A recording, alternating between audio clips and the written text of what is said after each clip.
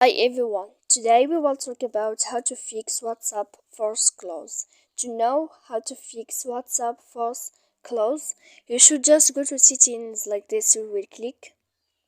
After that, in this page you will go to apps, default apps, app settings. When you will see this list, you will go down to find the application of WhatsApp. When you will see this page, you will go to first stop, and after that you will go to enter here storage. Then you will click clear cache. After that you will go to clear data, and after all that you can update your application. That you can know how to fix WhatsApp force close. So please don't forget to support us by like and subscribe.